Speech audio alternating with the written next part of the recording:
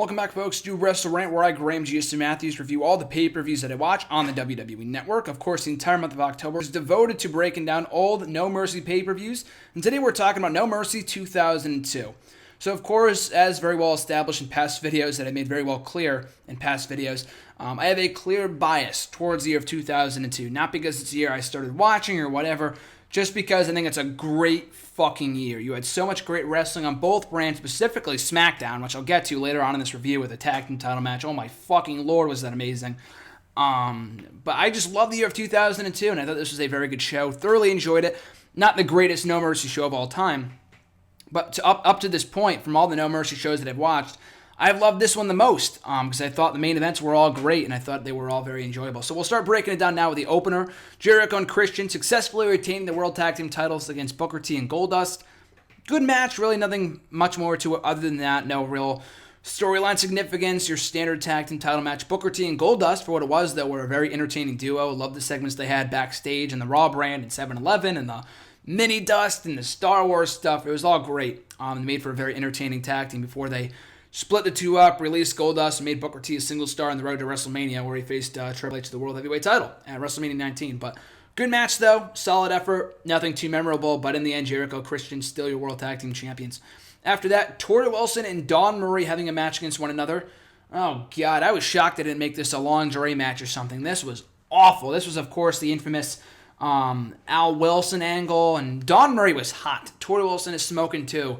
So I can't complain. I think the best part of this match was when they had them rolling around. They did the spot where the referee got stuck in them rolling around and got on top of one of the women, and he was rolling around with them.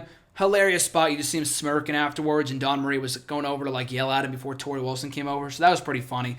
Other than that, though, the match sucked. They were not good wrestlers, and Torrie Wilson won with an awful-looking Tajiri finishing esque maneuver or something like that. But she wins. Not a good angle. Very memorable, but not a good angle. Nor were the matches they had. But still, that was a funny spot, though. After that, we had Rob Van Dam versus Ric Flair, kind of stemming from Ric Flair costing RVD the World Heavyweight Championship at Unforgiven the month prior. It really wasn't the match I thought it was going to be. And it never really felt like it left first gear. And maybe it's just because they had two very different styles. Ric Flair is very mat-based, and RVD is a lot more high-flying. Maybe that had something to do with it. I'm not exactly sure, but it really wasn't all that it could have been. It was a good match. I liked it, but it never really captured the crowd's interest. It was just there. It was weird. In the end, though, Rob Van Dam picking up the win, kind of making it for his loss at No Mercy the month prior against Triple H. But yeah, I thought it was a good match, just not as good as it probably could have been, considering who was involved there. After that, for the Cruiserweight Championship, Jamie Noble defending against Tajiri. Very fun match. And I was surprised this didn't kick off the show. The Cruiserweight title matches are usually the train wrecks in a good way that kind of kick off the show on a high note. So I felt like this could have been a better opener than Jericho and Christian against Booker T and Gold, which, like I said, was good, but I felt like this could have been a better placement for that, in the opener than 4 matches in. But a good match, though. Again, not much storyline significance, but they would kind of tie into that with Nydia, who was with Jamie Noble at that period of time, costing Tajiri the win, and then afterwards they were making out, and then Tajiri kicked Noble in the head, so kind of funny stuff there. But very well wrestled, your typical Cruiserweight, your very Cruiserweight, the kind of match that you would expect from two Cruiserweights, is I guess is what I'm trying to say here, is that the match that you would expect from these two, very well wrestled, very fun, very high action-packed, and high energy. So I loved it. Very fun stuff from Noble and Tajiri. After that, for the World Heavyweight Championship and a title unification match for the World Heavyweight title and the Intercontinental Championship, Triple H and Kane putting their respective titles on the line. Triple H is World Heavyweight Champion. Kane was Intercontinental Champion. Now, why they thought this was a good idea, I have no idea. The IC title was deemed vacant, was inactive for many months before they brought it back in the spring of 2003. Kane was an IC champion for very long. The match wasn't really that good. It's not even like with the U.S. Open with Seth Rollins and Kane earlier this year. And Triple H didn't even hold both belts. They just tossed the IC title in the trash for 8 months. Why? I mean, they made it up to be a big deal throughout the show, this is the history of the IC title. So if it's so important, then why didn't Triple H hold on to it? I know the Ultimate Warrior tossed it in the trash when he was done with it too, after he merged the two titles in 1990. And maybe they wanted someone to say that someone else had done it other than Warrior. I'm not really sure. But what I do know is that after this point, when they had the two titles merged, he didn't use the title. They didn't put it up, up for grabs in a tournament. They just didn't use it. It's the fucking mid-card title for Raw. And the commentators for SmackDown, Cole and Taz, Michael Cole and Taz, they made a great point, like, oh, they're losing a title, we're gaining one. We've got the tag team titles now, and they don't have anything. Like, what the fuck? Like, that was weird. And SmackDown didn't have a mid-card title, so I don't know. It was very random. But the match was okay. The first opening sequence was very boring, but they did pick up the pace down the stretch when Ric Flair got involved, inevitably, which was, had to be seen coming considering their relationship was just kicking off. He helped Triple H win, so a dirty win for Triple H, winning both belts and becoming the first man in history to win both belts as world champion. I know, Warrior did it, but he was Intercontinental Champion. Triple H did it as world champion. And Rollins would also do it as world champion down the line, too. But that was with the United States Championship just this past year, not with the IC title. But anyway, good match, kind of boring. I don't think it deserved to go as long as it did, but it was okay. The first half of it was not very exciting at all. But like I said, they did pick up the pace. They made up for it in the final stretch of the match, and of course, this was coming off that awful Katie Vick storyline. So skip the video package. Fucking terrible stuff. Thankfully, that had nothing to do with this match, like the match itself. But that sucked, though. Oh my god, that was fucking terrible. Just skip that video package when you watch this match pay-per-view back. After that, we had the finals of the WWE Tag Team Championship Tournament on the SmackDown brand, pitting Edge and Rey Mysterio against Kurt Angle and Chris Benoit. And the winners of this match would be determined the inaugural WWE Tag Team Champions. I can't really say anything about this match that would do it justice, but it was absolutely amazing. Tag team wrestling at its best. And over the years, we get a couple tag team renaissances here and there, but nothing will ever come close to matching what this was. Like, this was fantastic stuff from all four guys. And it got the time it deserved, too. The second longest match in the entire show at 22 minutes. It was nonstop. At one point, you think one guy's got the win, someone breaks it up, and they're just all over the place. Not a single dull moment. 5-star classic. These guys just ripped it up.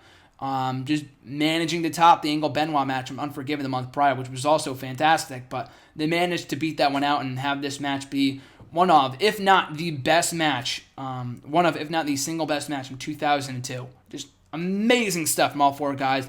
Great tag team wrestling, great storytelling. In the end, Angle and Benoit, despite their differences, putting those differences aside to capture the tag team titles. So awesome stuff. Just an amazing match, all around. Just the action was great, the storytelling was great. All four guys were just on. They had it locked in, and they had it on. It was on like Donkey Kong during this match.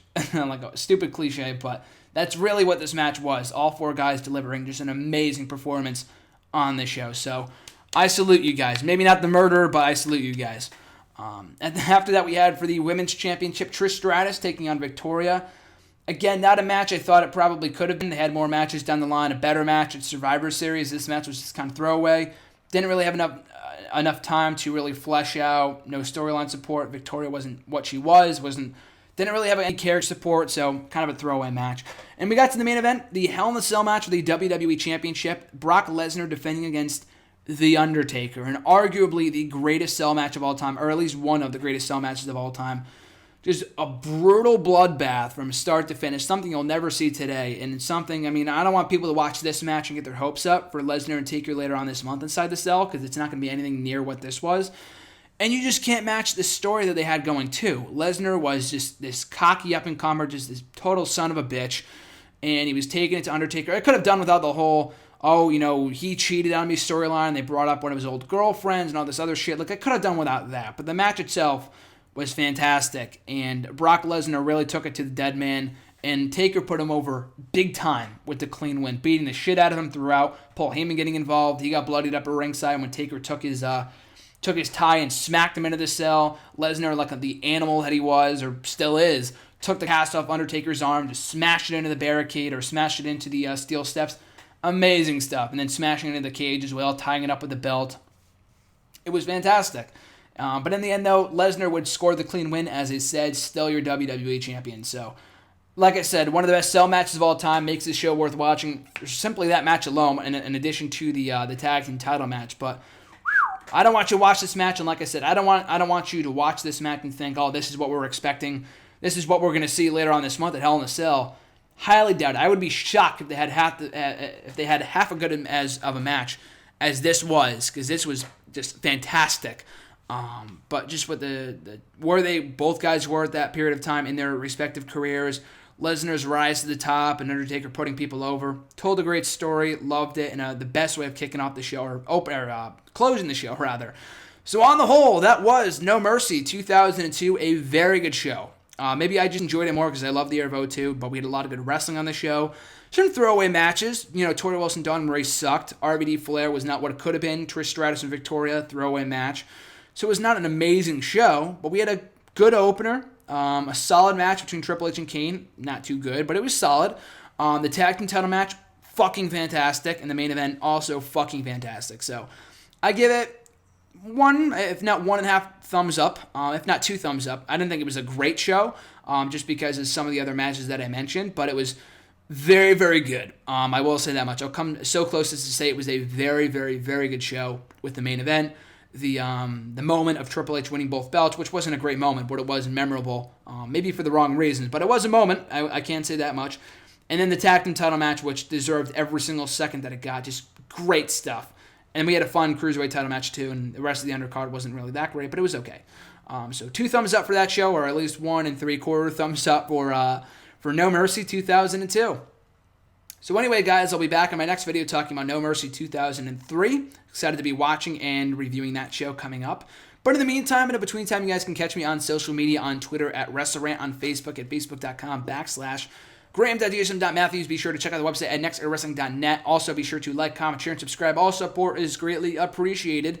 Enjoy the rest of your weekend, whenever this is going up. I honestly have no idea. I'm recording this so far in advance, I have no idea when this is going up. But whatever day of the week it is, Tuesday, Saturday, Sunday, Monday, Wednesday, Friday, whatever.